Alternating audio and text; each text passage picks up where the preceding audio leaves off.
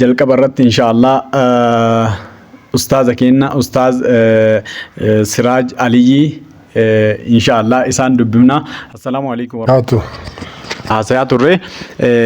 waa'ee seenaa keessanii irra darbinee jirra. Amma gartee karaa miidiyaanii fasaada adda addaatu jira, maqaa waliin baasanii wal xureessu jira, qullaa wal dhaabu jira. Geessa ammaatii qeerroo ammaatii gorsa akka Bismillahirrahmanirrahim. Gaaffiin bareeda, gaaffii deebi'iiti bareedduudha. Ammatti shabaabni kenna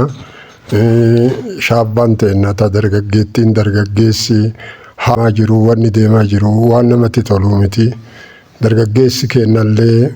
hidhatuma surree hidhatuu fi uffata uffatu keessatti deebi'iti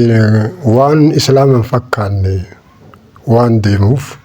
dubartiinis akkuma san uffata uffattu keessatti ta'ee adeemsa deebi'iti deemtu keessatti bakka maratti diinii waliin xiqqoo isiisa waan ta'eef akka naamusaa amantii islaamaa sanirratti akka bobbaatan dargaggeessi dargaggeettiin namni jiruu duniyaa tanarratti uffaffaayessee maaliyyoo godhee bareedee uffakkeessa malee dubni ishiidhaa fokkina bareedummaan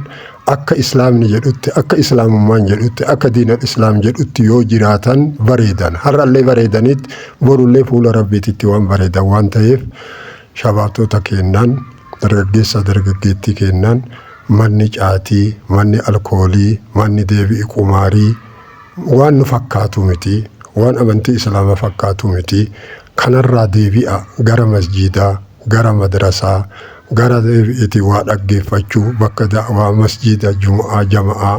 achitti argamtanii da'awaa masjidarraa taru da'awaa daa'in dabarsu san dhaggeeffadhaa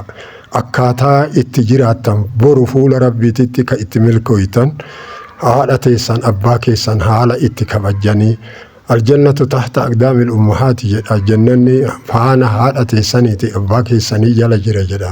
سني اللي سر أرجتن قرص أكسيس مسجد الرا أرجتن دائر الرا أرجتن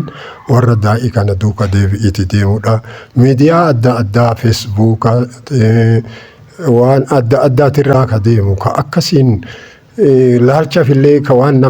namatti hin tolle tokko isarratti gizee keessan hin fixinaa yeroo keessan hin fixinaa umrii keessan gaafsee umriin tun hin tarti alwaqtu sayfuun jedha faqxa'uhu wa illam taqxa'uhu yaqxa'uka sayfiin umriin namaa kun sayfidha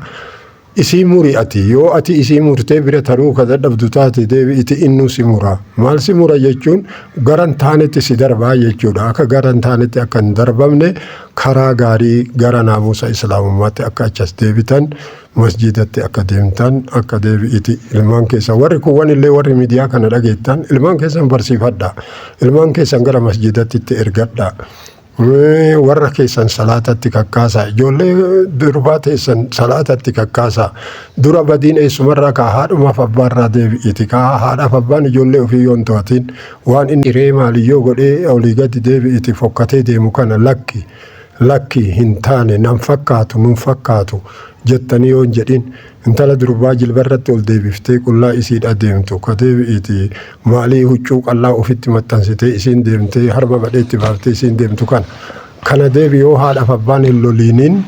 ijoolleen diinni kennallee deebi'iti gadi waan deemuuf miidhamni matuma kennatti waan achas deebi'uuf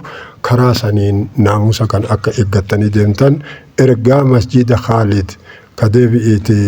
caffee horaa keessatti argamu magaalaa Gobbaa keessatti achirraa deebi'iti miidiyaadhaan isinii dabarsaa jirra waan asii isinii dabarsinu kana akka fudhattanii hojiitti hiiktan abdii guddaa isinirraa qabna. Assalaamu alaikum.